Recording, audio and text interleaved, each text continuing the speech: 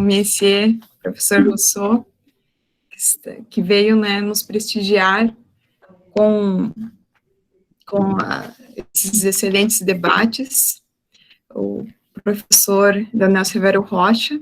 Então, primeiramente, vou me apresentar. Meu nome é Júlia Neves, sou professora da UPF, doutora em Direito pela Unicinos, e o nosso tema, então, é sobre a pandemia e democracia radical, que é um dos temas mais requisitados hoje, a questão da era, né, do momento que estamos vivendo, nos momentos históricos. E para tanto, então, nós convidemos o Monsieur, professor Dominique Rousseau, da Universidade Sorbonne. Também ele é presidente do Tribunal Constitucional de Andorra, e ele veio nos prestigiar com seus excelentes debates. E o professor também, Leonel Severo Rocha, que é professor da URI, Unicinos e UPF, também um dos maiores renomes do âmbito da teoria dos sistemas. E para começar, então, os nossos debates, eu vou passar a palavra, então, para o Monsieur professor Rousseau. Primeiramente, quero dizer que c'est avec grand plaisir que nous plus grands constitutionnalistes de français, e falar que o professor Rousseau ele vai fazer uma visão mais na esfera constitucional sobre questões pandêmicas na era da democracia. Então, vou passar a palavra do professor Rousseau para fazer as suas e depois para o professor Leonel Severo Rocha, e vou deixar os comentários mais para o final. Então, professor Rousseau, a palavra é sua. Bonjour, bonjour à tout le monde. Bonjour Léonel, bonjour Julia. Je suis très heureux de participer à ce séminaire. Très heureux de retrouver Léonel. Très heureux de retrouver Julia. Et l'université a beaucoup de chance d'avoir Julia comme professeure, parce que Julia est une constitutionnaliste qui est très sérieuse et qui a fait une très belle thèse sur la comparaison entre le droit constitutionnel du travail en France et au Brésil. Et les étudiants de l'université ont beaucoup de chance de l'avoir comme professeur. Je suis donc très content de participer à ce séminaire sur la pandémie et la question du droit, la question de la démocratie. Le séminaire que vous avez organisé est d'actualité, puisque avant-hier, il y a eu un appel lancé par des organisations non gouvernementales et un certain nombre d'intellectuels de tous les pays pour appeler à un réveil de la démocratie après cette crise de la pandémie. Donc, le sujet est d'actualité. Il y a aujourd'hui une interrogation partout dans le monde, dans tous les pays, sur l'avenir de la démocratie. Est-ce que le monde d'après sera un monde autoritaire? Est-ce que ce sera un monde de régimes dictatoriaux? Ou au contraire, est-ce que ce sera un monde qui sera plus respectueux de l'idéal démocratique? C'est donc dans ce contexte-là que je vais présenter mes réflexions. Je présenterai mes réflexions autour de deux axes.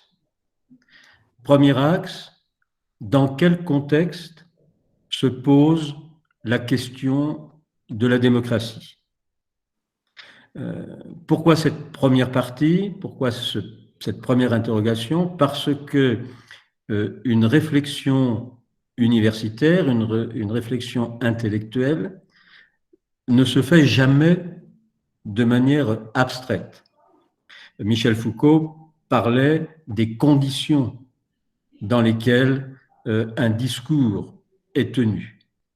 Un discours est toujours situé historiquement, socialement, politiquement, et par conséquent, il convient de bien identifier le contexte dans lequel la réflexion est conduite. Et dans un deuxième temps, j'essaierai de montrer que l'exigence démocratique est une exigence qui ne concerne pas seulement un État, un pays, une société, mais qu'aujourd'hui, la réponse démocratique ne peut être qu'une réponse mondiale, une réponse transnationale. C'est autour de ces deux idées que je voudrais développer ma réflexion avec vous aujourd'hui. Alors, une question, Julia. Est-ce que la traduction est simultanée? Comment se passe la traduction? A tradução, ela será feita, la tradução será composée après que vous parlez. Donc, il faut que j'arrête maintenant pour qu'il y ait la traduction? Oui. Oui.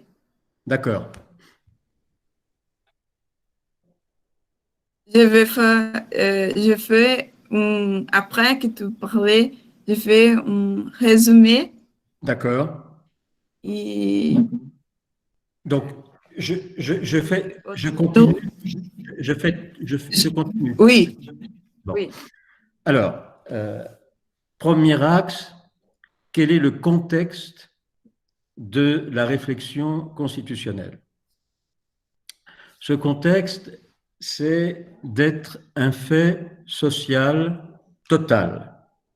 J'emploie cette formule qui est de Marcel Mauss, qui est un sociologue, et qui parle de fait social total.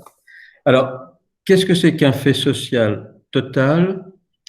C'est un moment où une société traverse une crise systémique et existentielle.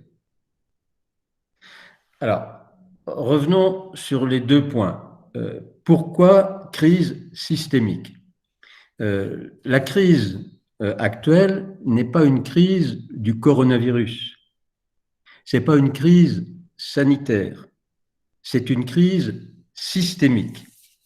Ça veut dire que toutes les sociétés, en Amérique latine, en Europe, en Asie, en Afrique, toutes les sociétés aujourd'hui connaissent une multitude de crises et une multitude de crises en même temps. Alors, elles connaissent une crise sociale avec l'augmentation des inégalités, inégalités à l'intérieur d'un pays, inégalités entre les pays, pays pauvres, pays riches, crise sociale, une crise économique avec l'augmentation du chômage, les délocalisations, la financiarisation de l'économie, une crise climatique avec le réchauffement de la planète, une crise écologique avec la destruction de la biodiversité. Pensez par exemple avant la pandémie, les incendies en Australie, qui a détruit des millions d'hectares et des animaux, donc la biodiversité est en crise. Il y a aussi une crise politique avec la montée de l'extrême droite en Amérique latine, en Europe, en Italie, en France. Autrement dit, toutes les sociétés vivent plusieurs crises et plusieurs crises en même temps. Et c'est ça qui est important. C'est plusieurs crises, mais plusieurs crises en même temps. Les crises, comment dire, s'enchaînent les unes les autres. Et c'est ce qui fait système. S'il y avait une crise climatique, mais pas de crise sociale, bon, ça ne serait pas grave.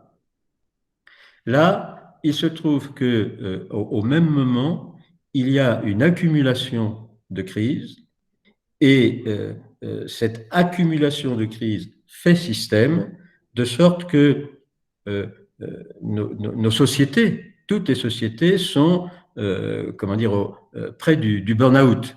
Hein. Elles sont près du burn-out parce que elles explosent sous la multitude de crises. Et on le voit bien aujourd'hui avec ce qu'on appelle la colère des peuples, que ce soit en Algérie, que ce soit au Liban, que ce soit au Chili, que ce soit en France avec la crise des Gilets jaunes, que ce soit à Hong Kong, sur tous les continents, il y a une colère des peuples qui s'exprime et toujours pour la même raison, le caractère systémique de la crise. Donc attention, nous ne sommes pas dans une crise sanitaire, nous sommes dans une crise systémique. Deuxième élément, cette crise, elle est existentielle. Elle est existentielle, qu'est-ce que ça veut dire? Ça veut dire que l'enchaînement simultané des crises met en cause l'existence même des sociétés. Elles mettent en cause l'être même, au sens de Heidegger, elles mettent en cause l'être des sociétés, puisque étant donné qu'aucun des secteurs d'activité ne peut rattraper le secteur qui va mal, on est sur le point de voir les sociétés mourir, les sociétés disparaître. C'est-à-dire, et c'est en ce sens que Marcel Mauss parlait de fait social total, ce sont des moments où l'existence et l'avenir des sociétés est en jeu. Il ne faut pas se tromper de diagnostic. On pourrait penser que la crise actuelle n'est pas grave, que c'est une parenthèse et qu'on va recommencer comme avant. Mon analyse est que ce n'est pas une parenthèse. Mon analyse est que la crise étant systémique, les sociétés peuvent s'effondrer, comme l'Empire romain s'est effondré, comme les civilisations aztèques se sont effondrées. Nous sommes à un moment historique où l'être même de nos sociétés est en jeu. Ce point est important parce que pour la première fois peut-être depuis longtemps, comment dire, les conditions objectives rencontrent les conditions subjectives. Alors c'est une approche que les marxistes connaissent bien. La classe ouvrière existe objectivement, mais elle ne se pense comme classe ouvrière que si elle se vit comme classe ouvrière. Il y a donc la classe ouvrière et il y a la conscience de classe. Et pour qu'il y ait conscience de classe, il faut que la classe ouvrière ait intériorisé leurs conditions objectives. Eh bien, je crois que nous sommes aujourd'hui, au niveau des sociétés, dans un moment semblable. C'est-à-dire que, objectivement,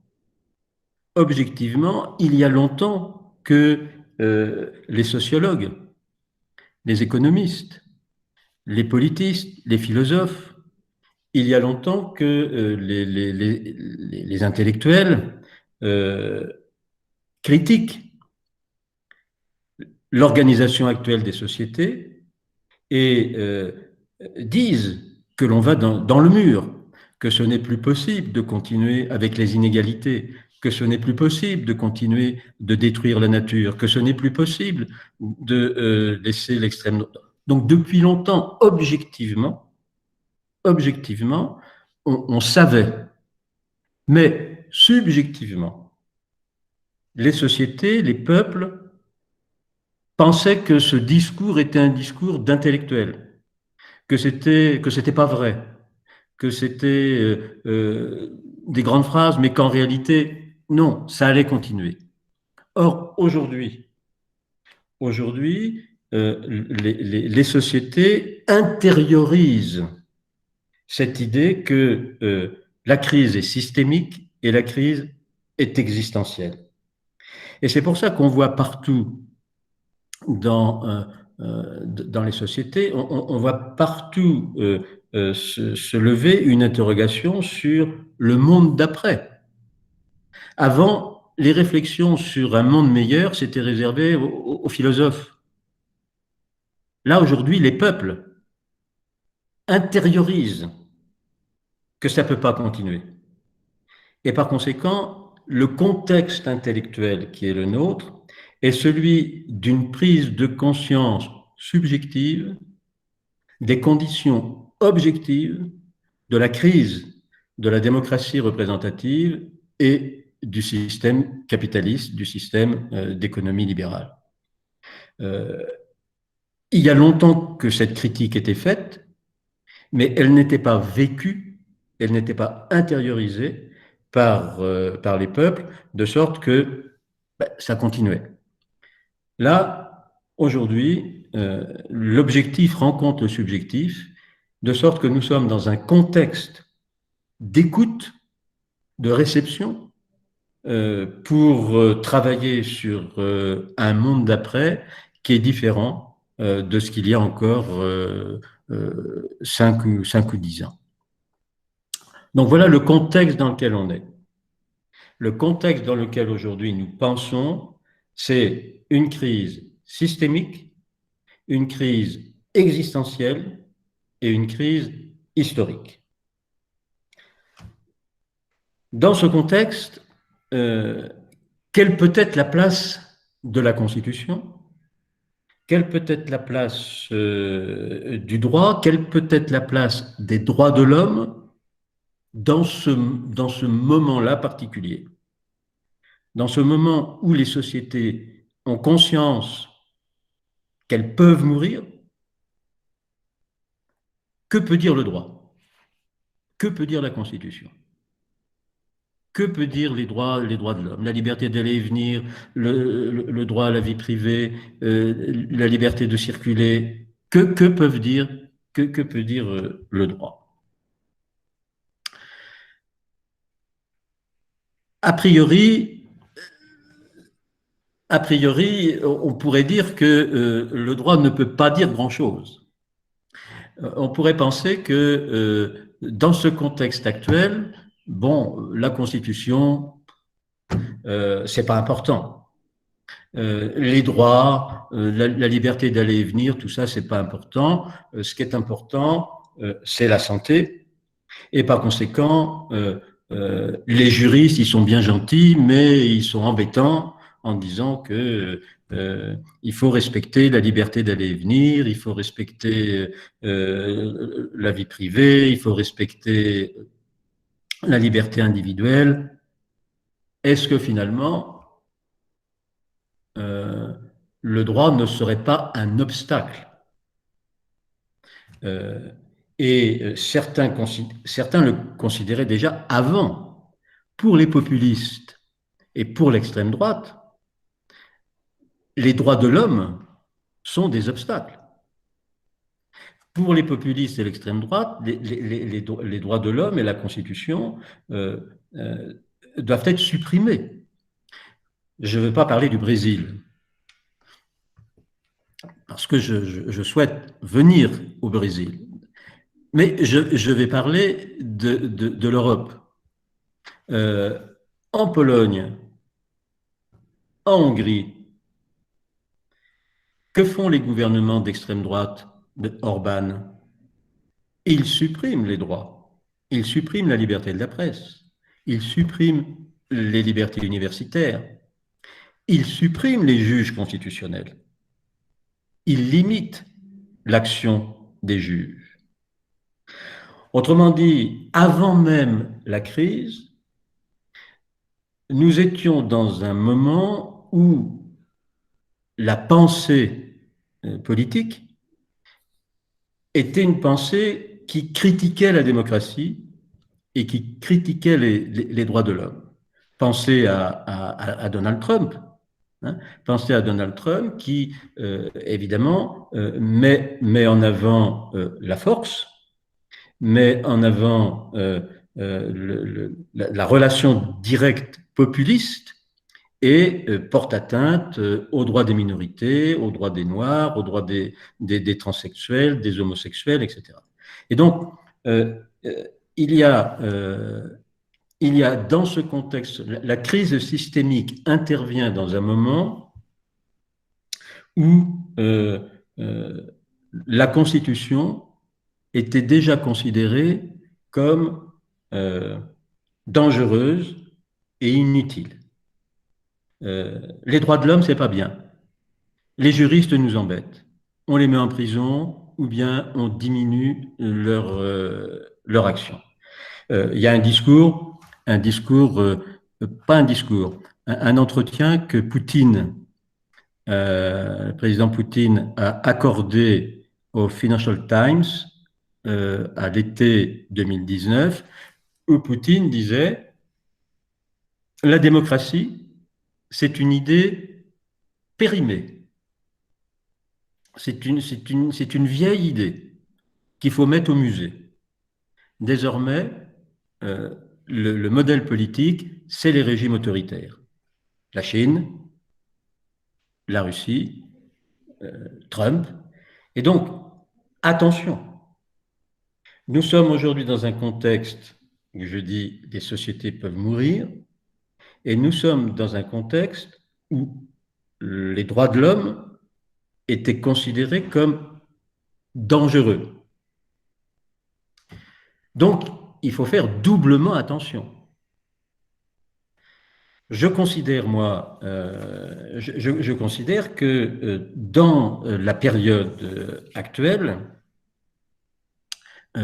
il convient, encore plus qu'avant, de défendre les droits de l'homme, de défendre les droits constitutionnels. C'est un combat, ce combat-là est un combat, comment dire, universitaire, mais c'est aussi un combat social, c'est un combat politique. On est dans un moment, encore une fois, où ceux qui veulent diminuer, limiter ou supprimer les droits de l'homme sont très actifs et sont au pouvoir. Je considère qu'il est de la responsabilité des juristes, notamment, puisque je suis juriste, il est de la responsabilité des juristes de rentrer dans cette lutte et de montrer en quoi les droits de l'homme sont indispensables pour l'avenir démocratique de nos sociétés. Alors, si dans un premier temps on pourrait dire les droits de l'homme, la Constitution, on n'en a pas besoin. Moi, je considère qu'on en a besoin. Et je considère qu'on en a besoin euh, pour deux raisons, et qu'on en a besoin sous une forme nouvelle que l'on ne connaissait pas jusqu'à présent. Alors, pourquoi je défends l'idée, pourquoi je défends l'idée d'un lien entre constitution, droits de l'homme et démocratie? Première raison, des raisons historiques. Si aujourd'hui nous sommes dans un moment, voir ce que j'ai dit à l'instant, dans un moment de crise systémique, si nous sommes dans un moment de crise systémique, et donc dans un moment où les sociétés cherchent les principes sur lesquels elles vont se reconstruire, eh bien, l'histoire montre que dans ces moments-là, il est toujours fait appel au droit constitutionnel, aux droits de l'homme et à la Constitution. Quand les capitaines portugais renversent le gouvernement de Caetano et mettent fin à la dictature, la première chose qu'ils demandent, il faut faire une constitution. Quand en 1789 en France, on fait la révolution, la première chose que les révolutionnaires font, c'est d'écrire une déclaration des droits de l'homme. La prise de la Bastille est le 14 juillet 89 et au mois d'août 1789, un mois après, ils rédigent la déclaration des droits de l'homme, disent-ils, pour refonder la société. Lorsque les Algériens aujourd'hui descendent dans la rue, ils demandent une constitution pour refonder leur société. Les Libanais, même chose. Les Chiliens demandent aussi une reconstruction de leur pays par la Constitution. Autrement dit, je ne dis pas que lorsqu'une société doit se reconstruire, il n'y a qu'un seul chemin, le chemin des droits de l'homme. Il y a d'autres chemins pour reconstruire. Il y a la religion. On va reconstruire une société sur le catholicisme, le protestantisme, l'islam. On peut reconstruire une société sur la force militaire. On peut reconstruire, il y a multiples manières, lorsqu'une société s'effondre, de la reconstruire. Mon choix est celui du chemin constitutionnel, c'est-à-dire de reconstruire la société par l'énoncé de droit. Première raison historique. Deuxième raison, une raison socio-philosophique. Les droits de l'homme, les droits de l'homme ont ce que j'appelle une fonction magique. Ils ont une fonction magique, c'est-à-dire, c'est un peu comme les droits de l'homme, c'est une baguette magique. Vous prenez un individu, vous mettez la baguette magique sur lui, et cet individu devient citoyen. Simone de Beauvoir disait « On ne naît pas femme, on le devient ». Je crois que c'est la même chose. On ne naît pas citoyen, on le devient. Et on le devient par le droit, parce que le droit a cette capacité à faire advenir ce qu'il énonce. C'est ce que Bourdieu appelait, c'est ce que Pierre Bourdieu appelait, le sociologue, la force propre du droit. La force propre du droit, c'est de faire advenir ce qu'il énonce. Le droit vous dit que vous êtes citoyen. Eh bien, c'est le droit qui vous donne votre identité et vous allez vous conduire ensuite comme le droit vous dit que vous êtes. Si je voulais prendre un exemple, je prendrais l'exemple de, je pense que vous connaissez, Blanche-Neige. Tout le monde connaît Blanche-Neige. Vous m'entendez là? Je n'entends plus.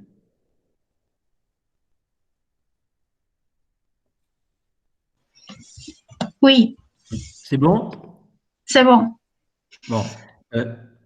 Dans Blanche-Neige, il y a un passage où la reine regarde, la reine se regarde dans le miroir et demande au miroir si elle est la plus belle. Et le miroir lui dit non, tu n'es pas la plus belle. Autrement dit, c'est le miroir qui va donner à la reine son identité. Le miroir va dire à la reine, tu n'es pas la plus belle. Et la reine va se comporter comme le miroir lui dit, c'est-à-dire, elle va vouloir tuer Blanche-Neige. Eh bien, les droits de l'homme, c'est un peu comme un miroir magique. Les droits de l'homme nous disent que nous sommes citoyens et nous allons nous comporter comme des citoyens. Sans les droits constitutionnels, nous sommes des individus, nous sommes des personnes. Nous devenons citoyens que par le travail constituant qui va, au sens propre du terme, nous fabriquer comme citoyens. Or, quelle est la référence? Quelle est la référence de la démocratie? La référence de la démocratie, ce n'est pas les individus, ce n'est pas les personnes, c'est les citoyens. Et vous avez toute l'analyse de Claude Lefort sur justement cette importance des droits de l'homme comme étant une politique. Les droits de l'homme sont une politique en ce que les droits de l'homme, précisément, donnent aux individus leur identité de citoyen. Et c'est bien pour ça qu'aujourd'hui, en Hongrie, en Pologne et dans d'autres pays, on veut réduire, supprimer les droits de l'homme, parce que si vous supprimez les droits de l'homme, vous n'avez plus de miroir pour vous voir comme citoyen. Et vous vous voyez comment? Vous vous voyez comme le système capitaliste vous demande de vous voir. Le système capitaliste, il ne vous demande pas de vous voir comme citoyen. Il demande de vous voir comme consommateur, comme ouvrier, mais pas comme citoyen.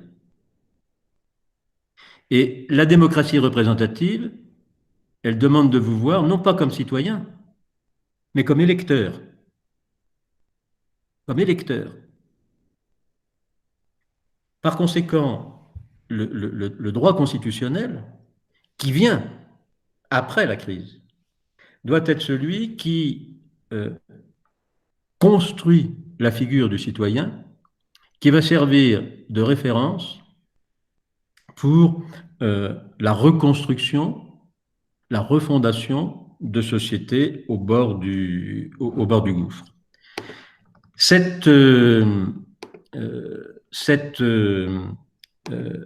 Ce chemin constitutionnel, ce sont les deux raisons pour lesquelles je continue à penser que constitution et démocratie sont intimement liées, parce que c'est la Constitution qui construit le citoyen et que le citoyen est le référent de la démocratie. Cette forme, et je terminerai par là, Cette forme nouvelle de démocratie, de mon point de vue, ne peut être que transnationale. Ce à quoi on assiste aujourd'hui, c'est la prise de conscience par les sociétés qu'il existe ce qu'on appelle des standards constitutionnels internationaux. La prise de conscience que tous les grands problèmes, la diversité biologique, le climat, les flux migratoires, la liberté de la presse, la fraude fiscale, tous ces problèmes qui sont à l'origine de la crise systémique, tous ces problèmes ne peuvent pas être résolus à l'intérieur des frontières d'un État. Et que par conséquent, le monde qui vient ne devra pas être fondé sur le principe du monde d'avant. Le principe du monde d'avant, c'est le principe de la souveraineté des États. Et la souveraineté des États nous a conduit aujourd'hui à cette crise systémique. Et donc, la constitution de demain sera une constitution qui sera fondée sur un autre principe que la souveraineté des États, qui sera fondée sur ce que les peuples ont en commun, sur ce que Habermas appelle le patrimoine constitutionnel de l'humanité. Et ce patrimoine commun de l'humanité, il est aujourd'hui en train de se construire à la fois par les organisations non gouvernementales, à la fois par l'action des citoyens. Je parlais tout à l'heure de la colère des peuples qui revendiquent tous pour les mêmes raisons et dans un même but, et qui, comment dire, et qui favorise l'émergence de cette conception cosmopolite du droit. Et pour ce qui me concerne, je fais partie d'un groupe de travail avec des collègues sur la création d'une cour constitutionnelle mondiale, une cour constitutionnelle mondiale qui ferait la synthèse, qui essaierait de rassembler ce qui est commun au peuple et qui, par conséquent, permettrait de dégager une citoyenneté du monde à la base, comme référence de la démocratie qui ne pourra être, de mon point de vue, que mondiale. Autrement dit, ce à quoi on assiste aujourd'hui, c'est à la fin d'un cycle qui reposait sur le principe de souveraineté des États. Et ce qui peut s'ouvrir, c'est le début d'un autre cycle, qui est celui qui serait fondé sur le principe des biens communs, sur le principe de ce qui est commun au peuple. C'est pas gagné d'avance. C'est pas gagné d'avance parce que, évidemment, on voit bien qu'aujourd'hui, il y a dans ce moment, dans ce contexte que je décris, certains qui cherchent à maintenir les principes et l'organisation du monde d'avant. Je pense que Victor Hugo, poète français, Victor Hugo disait que, et il écrivait ça au XIXe siècle, Victor Hugo disait que la paix dans le monde ne viendrait que le jour où l'humanité prendrait conscience qu'elle partage des biens, l'air, l'eau, notamment, qu'elle partage des biens qui vont la faire vivre ensemble. Et je pense que dans ce contexte-là, la Constitution mondiale pourrait favoriser l'émergence d'une démocratie transnationale qui permettrait de lutter contre la montée de l'extrême droite et des populismes sur tous les continents. Merci de votre écoute et bon courage, Julia, pour la traduction. Merci pour tout. Je vais faire apenas résumé que tu crains parler beaucoup, non? Sinon, je vais parler de beaucoup de temps.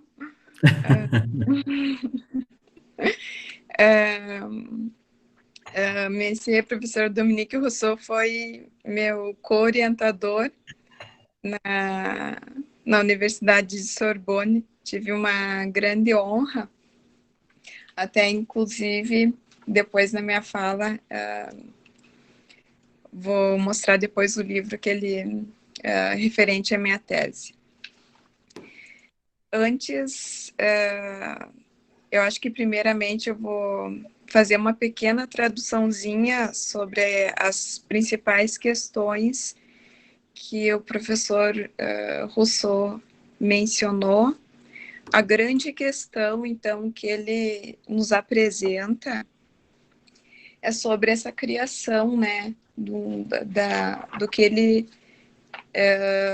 fala sobre essa criação desse tribunal, né, numa constituição transnacional. Essa importância, até inclusive Ferrajoli fala sobre isso. A questão, então, sobre um pequeno resumo, depois nós queremos tentar passar toda essa fala do professor Rousseau para o YouTube com uma tradução mais exata do que ele está falando. Devido ao nosso pouco tempo, então, eu vou apresentar o resumo. Então, a questão é sobre as perguntas pandêmicas e democracia. Então, ele fala sobre o contexto da reflexão constitucional. Então, a partir de uma crise sistêmica existencial, que o fato social total, então, na expressão de Mauss, ele apresenta a partir de 2 pontos. Então, quais seriam? Um é a partir de uma crise sistêmica, e o outro ponto de vista é a partir do momento histórico. Então, a crise sistêmica existencial, então, é um fato social total da expressão de Mauss, que é sistêmico porque todos os setores da sociedade são afetados, existencial porque o ser da sociedade está em questão, então, uma sociedade onde todos podem morrer. Por isso, então, essa questão existencial. E o outro momento é um momento histórico. Então, a história porque o futuro da sociedade está em jogo. Histórico porque o subjetivo sempre cumpre o seu objetivo. Então, nesse aspecto, ele acaba colocando que o social total é o monte que a sociedade atravessa. Então, esses temas atuais e psíquicos, como no âmbito sanitário, essa crise social a partir de uma legalidade que todos os países estão passando, a partir do âmbito econômico, do âmbito do clima.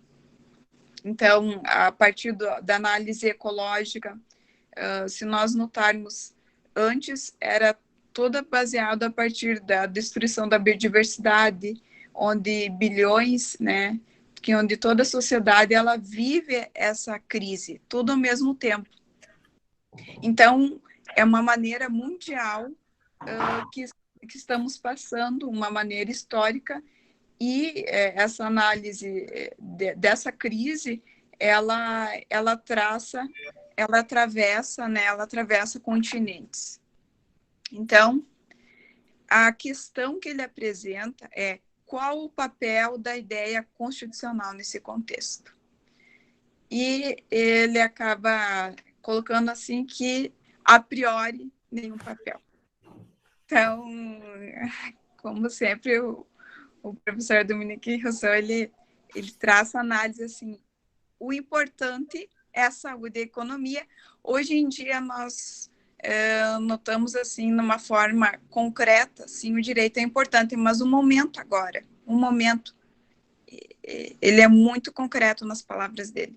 Então, é a saúde e a economia. Então, os direitos constitucionais, eles são obstáculos à democracia, sim, segundo os populistas.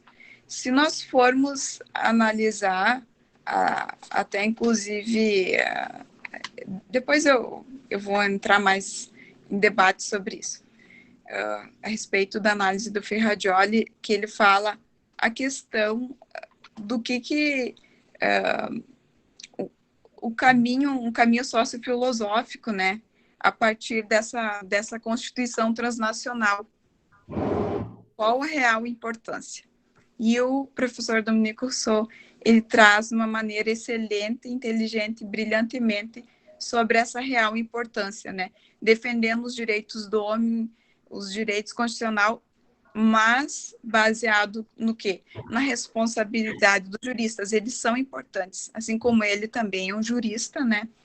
É indispensável para a democracia da sociedade, e ele considera, por duas razões, ele defende, né?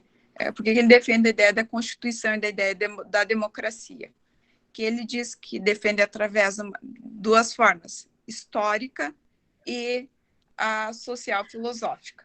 Então, a histórica por causa da crise sistêmica, né, a partir do princípio que se reconstrui o direito, que se reconstrói o direito constitucional, que se deve reconstruir, então, e reconstruir pelo social filosófica, então, fazendo toda essa análise brilhantemente. Então, ele analisa também o caminho constitucional, que é o único em conformidade com o princípio democrático. Mas ele analisa sobre dois viés. Um caminho baseado nas razões sociofilosóficas seria, então, e outro caminho aberto ao mundo. Então, esse projeto que ele traz de uma Constituição transnacional.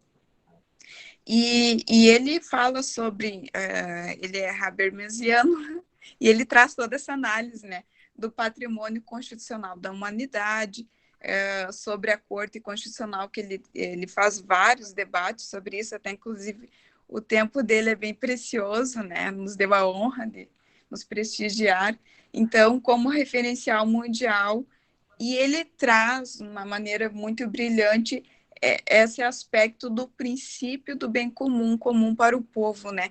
Que com o tempo isso foi se perdendo. Hoje em dia, esse bem comum, até inclusive, como bem ele colocou, a minha tese foi a questão dos direitos sociais. Os direitos sociais, eles foram se perdendo, por quê? Porque para o Estado não era mais bem visto bem comum para o povo. O bem comum para o povo foi se perdendo. Por quê? Por causa de uma visão mais capitalista, econômica, visando mais o quê? Mais os seus governantes do que os governados, né? Então, dele traz toda essa análise do Victor Hugo, né? Dessa Constituição Mundial, então, a necessidade dessa Constituição transnacional. Então, seria isso. Eu vou passar, depois da fala do professor Leonel, quero passar a fala do professor Leonel agora, ele vai fazer uma explanação durante uns 15 minutos, depois eu faço um fechamento, e depois eu quero passar mais um debate para alguns questionamentos para os alunos. Obrigado. Merci, Julia. Obrigado. Sim. Eu que agradeço. Merci beaucoup, monsieur professeur Rousseau. Merci, Julia. Então, passo a palavra para o professor Leonel. Cadê o professor Leonel? Sim, sim. Então, passo a palavra para você, professor Leonel, para seguirmos com o debate. Bon, Madame le professeur Julia Neves, je vous remercie beaucoup pour votre invitation. C'est un grand honneur de parler après M. Dominique Rousseau, donc, qui a très bien expliqué sur notre question dramatique de nos jours, qui était la question de la démocratie, beaucoup plus que la question de la pandémie, mais c'est la démocratie qui est en crise. Je vais parler de trois choses simplement pour placer la question dans le Brésil. Non? Et pour dire que notre sujet aujourd'hui, c'est la pandémie et la démocratie radicale, comme parle M. Rousseau. Le problème, c'est le problème de santé, de droit à la vie. Hein? Et parler un petit peu sur la recherche qu'on a fait sur le sujet du populisme, qui est une situation très importante au Brésil. Le gouvernement actuel du Brésil, comme bien sait, ele est guidé por discours populiste, né, na absence d'une meilleure dénomination, et par une politique économique très libérale, né, et qui a obtenu des succès électoraux grâce à l'effort élaboré de plateformes efficaces pour diffuser ses idées. Alors, avec la pandémie, la politique libérale de privatisation de l'État s'effondrait, puisque l'État doit intervenir pour assurer une meilleure gestion de la question sociale et notamment dans le domaine médical. Cela a provoqué une entropie positive dans le système politique. Ça, j'aimais beaucoup quand M. Rousseau parlait de fait social total systémique, parce qu'en fait, un des problèmes systémiques du populisme, c'est cette entropie positive. Ça veut dire une exacerbation du pouvoir qui va provoquer une désorganisation. Hein. C'est-à-dire, le pouvoir, dans le Brésil, le pouvoir exécutif, a commencé à agir dans le sens d'élargir ses espaces d'action, ce qui a généré des confrontations avec les pouvoirs législatifs et les pouvoirs judiciaires. Dans ce processus, également, des ministres importants du gouvernement ont été perdus, tels que le ministre de la Santé, le ministre de la Justice, et il y a commencé il y a eu maintenant de vives plaintes de corruption dans des secteurs proches du gouvernement. C'est-à-dire que l'entropie a désorganisé le gouvernement brésilien et ça n'a fait qu'aggraver le système de santé qui passe par un processus aussi de désorganisation qui entrave l'efficacité do sistema de santé e faisant des groupes sociaux, ainsi que des régions que disposent d'une meilleure infrastructure sociale et économique, soit seulement celles qui ont une bonne qualité de santé. Ça veut dire qu'au Brésil, même que les problèmes de la pandémie sont problèmes dans tout le pays, il y a des régions où les groupes sociaux ont des situations de santé bien meilleures que d'autres. Ça veut dire que les différences sociales s'élargissent beaucoup dans le pays. Ainsi, dans la pandémie, s'étend la distanciation sociale au Brésil et fait chuter fortement les revenus nationaux. Né? Bien sûr que la pandémie est mondiale, est systémique, mais au Brésil, il y a un manque d'une meilleure organisation du système de santé. E cela afeta la démocratie parce que le populisme basé sur un discours qui finit par faire une diminution, une réduction des droits. Ça veut dire, on ne sait pas si les choses vont être meilleures, mais on sait que peut-être vont être pire. Ça veut dire que sommes dans une mauvaise logique de la politique. Et ça, d'une forme très différente de que parlait, comme M. Rousseau parlait, Claude Lefort, qui dit que la démocratie, c'est faite pour l'expansion des droits, pas pour la diminution des droits. Alors, un problème da démocratie que d'un côté nous avons la démocratie, de l'autre côté nous avons le totalitarisme. M. Rousseau a placé une très bonne question. Où on va? On va dans le côté de la démocratie ou do côté du totalitarisme? Ça veut dire que pour rester du côté de la démocratie, il faut être avec les droits de l'homme.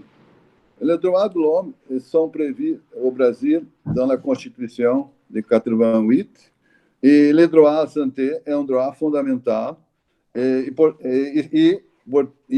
les droits sont de priorité e é très important que a política brasileira soit faite pour donner une meilleure efficacité des droits.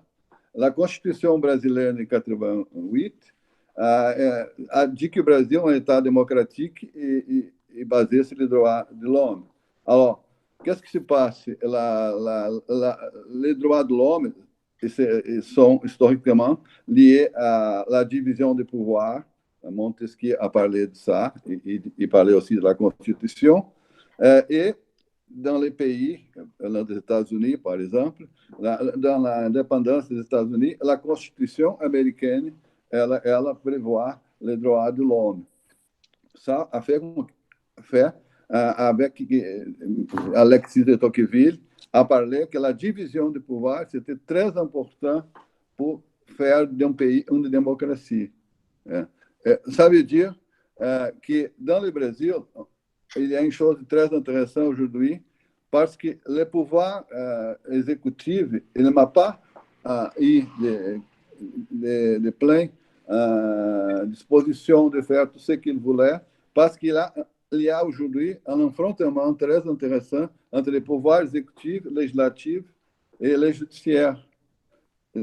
Dans cette question que nous avons, peut-être il y a encore quelques traits importants de démocratie au Brésil, parce qu'on voit qu'après tout, il y a une disposition au Brésil, d'un côté fort, de faire du pays, après tout, encore une démocratie. Ça veut dire il y a un affrontement, mais ça montre comme la Constitution brasileira, après tout, elle a encore des pouvoirs de donner au Brésil une certaine possibilité démocratique. Ce que je voulais parler dans le sens que nous avons une crise, une pandémie, il y a de gros problèmes sociaux, mais après tout, je suis d'accord avec M. Rousseau, encore, s'il y a, nous avons encore une constitution. Cette constitution elle est très importante pour maintenir encore certains droits au Brasil. É isso, Júlia, que eu queria colocar e passar de novo a palavra para vocês. Muito obrigada, Leonel Severo Rocha. Eu vou falar um breve fechamento para depois nós abrirmos para debate. Só lembrando que depois nós vamos passar toda essa gravação para o YouTube com tradução simultânea para quem assistiu depois ter acesso. Tá? Júlia, com legenda, né? Com legenda. Com a legenda, sim. Então, fazendo então um fechamento, notamos então, a partir da interessante fala do M. Rousseau, Dr. Leonel Severo Rocha, interessantíssimos debates que tanto o Brasil, tanto a França, como uma questão mundial, como ambos colocaram, nós ficamos confinados, e por causa do corona, né? Mas a questão, ficamos confinados 3 meses, alguns meses, ainda estamos, né, praticamente confinados, mas constitucionalmente nós estamos confinados há séculos, assim como tem uma palavra do professor Rousseau que ele fala isso. Se nós formos pensar, né, numa maneira mais abrangente, uma maneira mundial, Sayes, ele tem um livro sobre a Constituição burguesa, ele fala que após a Revolução Francesa, no terceiro estado, ele diz que foi se construindo postos de trabalho que foi construído a partir das necessidades dos governados e não pelas necessidades dos governantes. Então, a partir dessas necessidades, é bem essa análise que o professor Rousseau colocou, que bem-estar social ele foi desvinculado. Então, a partir disso daí, um dos motivos que me levou a escrever a minha tese, que me inspirou, até inclusive, hoje em dia, até tem um livro, né, que é um dos motivos, né, que me levou. Quero agradecer também ao professor Leonel, ao professor Rousseau, meus orientandos, né, que foram meus orientadores, que me levaram a escrever o livro sobre a constitucionalização e a democracia dos direitos sociais do Brasil e da França, que eu vi a crise existencial que tinha tanto do aspecto social, tanto do aspecto também como muito bem se coloca existencial. Hoje em dia nós nos colocamos como aspecto análise de um dia pode ser nós a pessoa que está morta lá, né? Mas toda essa necessidade do povo que sofre, que luta, que está passando por essa crise, hoje nós vivemos muito mais isso, essa crise sanitária, social, e hoje ela está muito mais presente. Então, essa frase que o professor Rousseau coloca, abolir a monarquia em sua forma republicana. Excelente, excelente. Nós temos que ter a participação do povo, porque é essa que faz a diferença, a participação do povo. Então, os bem-intencionados, esses acordos internacionais que se fazem, essas esferas supranacionais da União Europeia e o Estado capaz de garantir a nossa inviolabilidade. Até que ponto que nós temos a nossa inviolabilidade?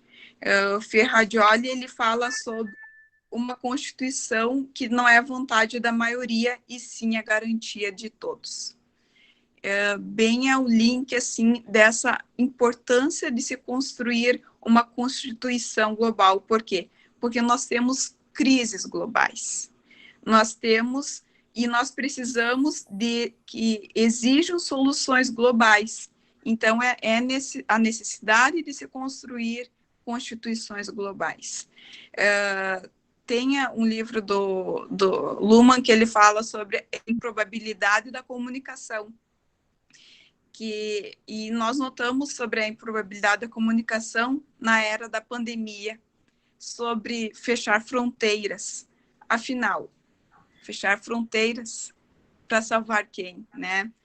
Essa falta de informação, mesmo tendo tanta informação a nível tecnológico, mas essa disseminação é boa ou má informação? Tem também o Chun Han, ele fala sobre a Europa está fracassando, né? O número está aumentando de pessoas infectadas. Esses fechamentos de fronteira, eles são verdadeiras noções desesperadas das pessoas, desesperada de soberania. Então, nós nos sentimos na época da volta da soberania, nós nos sentimos que o soberano é que decide fechar as fronteiras. Então, eu acredito que seja uma má tentativa. Então, será que não seria muito mais útil haver uma cooperação, né, dentro da eurozona? Essa cooperação, né, teria sido muito mais eficiente. Então, ver sobre outro aspecto, né? Então, em vez de decretar, né, esse fechamento de fronteiras. E, afinal, se nós formos pensar inteligentemente, quem que iria sair de outros países para ir para a Europa, que seria o eurocentro da onde tinha maior epidemia, né? Então, afinal, essa proibição da entrada de estrangeiros, será que seria a forma eficiente? Então, por isso que é a necessidade da comunicação, essa é a importância, né, sistêmica, e quando o professor Rousseau fala, e o professor Leonel coloca a importância sistêmica do ato comunicacional, do poder do povo, de saber as necessidades que realmente são necessidades, do bem-estar, e da análise das crises globais como um todo, e não apenas ver o que realmente é bom para mim, apenas como governador, e sim ver os nossos governados. Então, essa análise é muito inteligente, muito interessante, para partir de uma outra perspectiva, um novo olhar. Então, eu passo a palavra para os demais questionamentos, então passo a palavra para os debates. Até o professor Monsieur Rousseau gostaria de fazer alguma explanação? Un petit peu, oui. Oui. Então, pode. Est-ce qu'il y a des questions maintenant? Comment...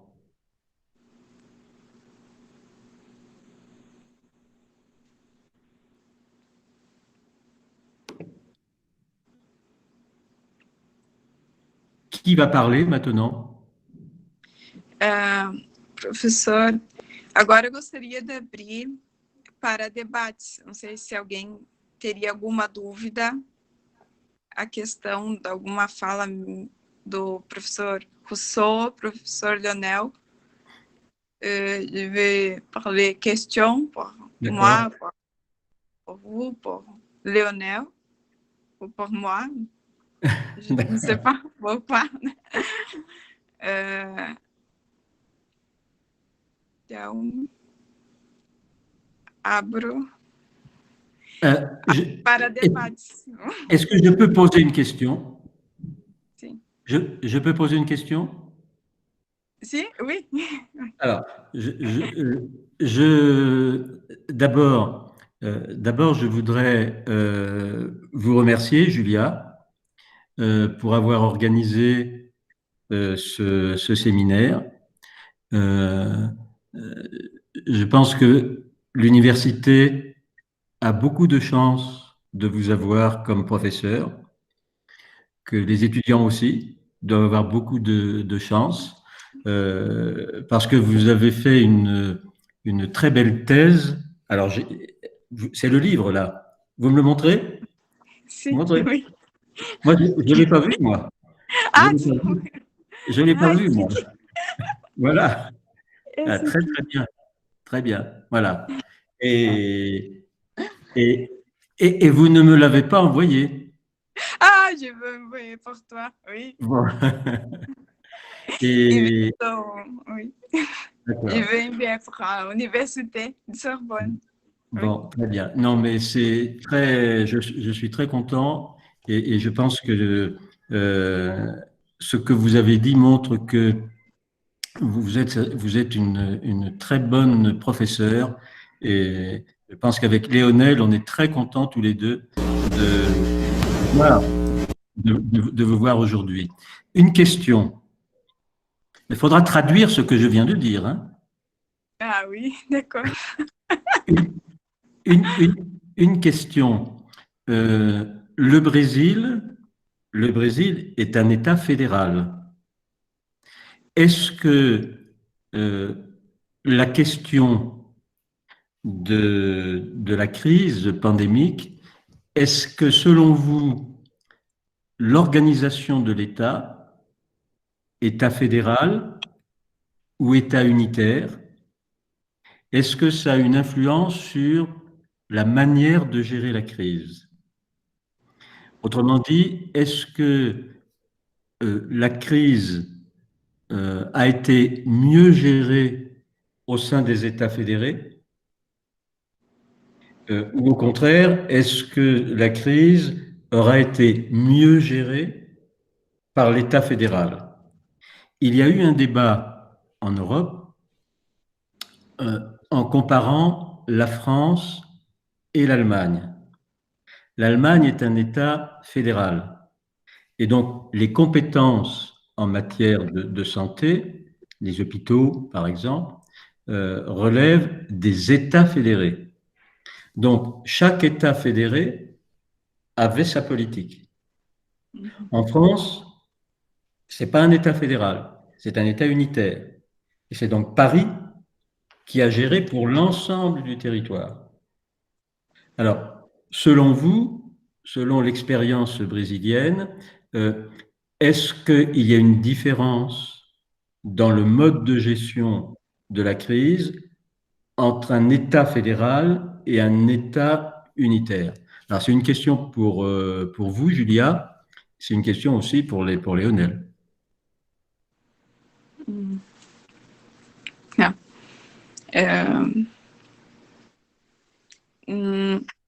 Brasil é um estado federal. Oui. Non, oui, je peux parler. Ah, tu veux parler? Monsieur Rousseau, c'était une très bonne question. Au Brésil, dans ce moment historique, comme vous dites, c'est très intéressant parce que, comme je trouve personnellement qu'on n'a pas un gouvernement central très efficient, finalement, d'avoir un État fédéral au Brésil, ça c'était bien. C'était bien parce que les États ont pris les commandes des questions de santé. Et ça a fait, dans le sud du Brésil, que les choses ne sont pas tellement mauvaises. Mais le problème est que l'État au Brésil, quand même, il est responsable pour la santé dans tous les pays aussi. Il a une responsabilité concurrentielle entre l'État, l'Union et les États fédéraux. Non? Au Brésil, finalement, j'ai dit que c'était bien parce que le gouvernement central, ce n'était pas le meilleur du tout. Oui. Donc, finalement, ça s'est passé comme dirait Voltaire, dans le meilleur du monde, dans le sens que finalement, le gouvernement central n'a pas pu faire tout ce qu'il voulait. Mais ça, c'était injuste dans les régions plus pauvres du pays, dans ce sens. Parce que le gouvernement fédéral devait aider plus les États pauvres, non? Mais dans les États qui avaient certaines conditions médicales, comme à Rio Grande do Sul, ça, c'était pas mal, finalement. D'accord. Mais en répondant, je dirais que paradoxalement, au Brésil, je pense que aux États-Unis peut-être aussi, ça, c'était bien dans certains sens. Hein? D'accord. Finalement, l'État fédéral va bien. Finalement, en comparaison à l'unitaire. C'est comparaison aux États-Unis, c'est bien, non? Donc, il faudrait que la France devienne un État fédéral, c'est ça? Non, je pense que la France va mieux que le Brésil quand même. Oui. Et une autre question, est-ce que, par exemple, en Europe, il y a eu, comment dire, au sein de l'Europe, entre les États européens, il y a eu au départ une concurrence et après une coopération. il y a des malades français qui ont été hospitalisés en Allemagne, il y a des Italiens qui sont venus en France, etc. Donc, il y a eu une coopération entre les États européens. Coopération sur la santé, coopération financière, hein, maintenant. Est-ce que au Brésil, il y a eu aussi avec les pays voisins, avec l'Argentine, par exemple, est-ce qu'il y a eu, comment dire, une coopération sur le plan sanitaire? Bien, est-ce que chaque pays est resté dans ses frontières? Non, il n'a pas eu de coopération. Le Brésil, l'Argentine ont des frontières fermées aujourd'hui. Non, non, non, non. Au Brésil a aidé un petit peu a Venezuela au début. Não? Et aujourd'hui, c'est la France qui aide le Brésil. Non? Donc, avec la Guyane. Oui, oui, oui. Le nord du Brésil cherche aide en France. À Cayenne. Oui. Mais ça, ce n'est pas des aides organisées. Du point de vue de coopération du Mercosur, il n'y a pas vraiment eu, non. Non. La coopération, c'est des frontières coupées. D'accord. Et les frontières sont toujours fermées au Brésil? Oui. Oui, oui, avec les pays voisins, oui. D'accord.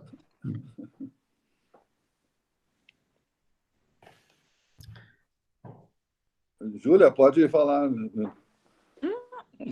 Les frontières, c'est fermé, non? C'est simples.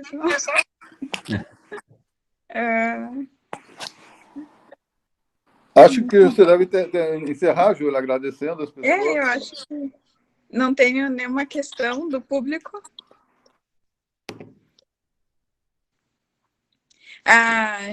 Uma questão.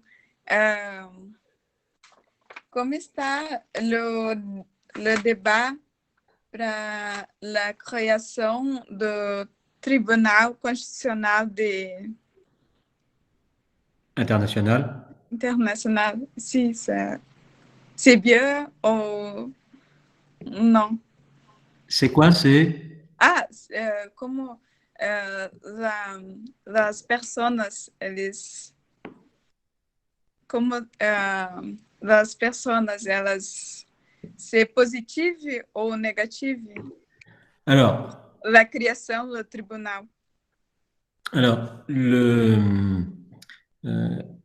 on a constitué un groupe de travail d'universitaires et on a rédigé un traité créant une cour constitutionnelle internationale. Cette cour serait composée de 24 juges. Le traité est rédigé. Le traité est rédigé, donc la Cour constitutionnelle internationale serait composée de 24 juges. Ces juges seraient élus par les États partis au traité sur une liste de 42 noms. Les noms auraient été proposés par la Cour internationale de justice et les cours régionales. La Cour interaméricaine des droits de l'homme, la Cour européenne des droits de l'homme, la Cour africaine des droits de l'homme et des peuples. Et cette Cour pourrait être saisie par tous les citoyens, pourraient saisir la Cour constitutionnelle internationale pour lui demander d'examiner si la constitution de leur pays respecte les standards constitutionnels internationaux. Par exemple, le principe d'égalité entre les hommes et les femmes. Oui. C'est un principe, c'est un standard constitutionnel international. Bon. S'il y a des constitutions qui ne respecteraient pas ce principe de l'égalité entre les hommes et les femmes, la Cour constitutionnelle internationale demanderait à l'État de changer sa constitution pour que soit respecté le principe de l'égalité entre les hommes et les femmes. Il s'agirait donc de faire la liste de tous les principes constitutionnels qui sont communs au peuple. C'est cette idée d'Habermas qu'il y a un patrimoine constitutionnel. Il y a un patrimoine constitutionnel commun à l'ensemble des peuples et par conséquent, les peuples doivent exiger des États qu'ils respectent leurs droits. Aujourd'hui, les États ont tous les pouvoirs sur leur peuple. Là, il s'agit de donner un pouvoir du peuple sur leurs États en donnant aux citoyens du monde un instrument, cette Cour constitutionnelle internationale, cet instrument pour obliger les États à respecter les droits de l'homme. Alors, je parlais tout à l'heure, et je sais que Léonel aime beaucoup Claude Lefort, mais ça repose sur quoi? Ça repose sur l'idée qu'a mis en avant Claude Lefort et qui me paraît une idée très juste pour le monde qui vient, c'est que ce qui caractérise la démocratie, c'est les droits de l'homme. C'est comme avec le téléphone. Hein. Pour utiliser son téléphone, il faut un code d'accès. Si vous n'avez pas votre code, vous ne pouvez pas téléphoner. Ben, si vous n'avez pas les droits de l'homme, vous n'avez pas accès à la démocratie. Le suffrage universel, ok, mais le suffrage universel, il existe en Chine, il existe en Russie, il existait sous Hitler. Donc, le suffrage universel n'est pas ce qui identifie vraiment la démocratie. Ce qui identifie la démocratie par rapport aux autres systèmes, pardon, c'est les droits de l'homme. Les droits de l'homme qui constituent le citoyen et qui va donc pouvoir exiger de l'État le respect des droits qui le constituent comme citoyen du monde. Alors, voilà quel est sur le plan technique et sur le plan philosophique, ce qui nous a animés. Alors, pour l'instant, le traité est fini d'être rédigé. On doit le présenter à l'Académie internationale de La Haye dès que la circulation sera possible. Et puis, le jour où les frontières seront ouvertes, je viendrai en parler dans votre université. Merci. Merci pour tout, Monsieur Rousseau. Merci beaucoup pour votre participation. Ce fut un grand plaisir, beaucoup de plaisir, de faire cette conférence. La démocratie radicale, la participation du peuple, et c'est très important l'actualité aujourd'hui. Et merci beaucoup pour tout. Merci Julia. Merci beaucoup. Merci. Merci. E muito obrigada, professor Leonel. Professor Leonel Severo Rocha, também pela sua... Muito obrigado pelo convite. Excelente participação. E quero agradecer também a todos pela participação, que escutaram, tiveram, né, a paciência de escutar em francês e continuaram participando, colaborando conosco. E fico à disposição para qualquer dúvidas. Então tá, agradeço, um abraço para todos e bom final de semana. Je t'embrasse, Rousseau. Bien, bye bye. Au revoir Julia, au revoir. Au revoir. Au revoir. Merci, muito obrigado. Au revoir. Tchau, tchau.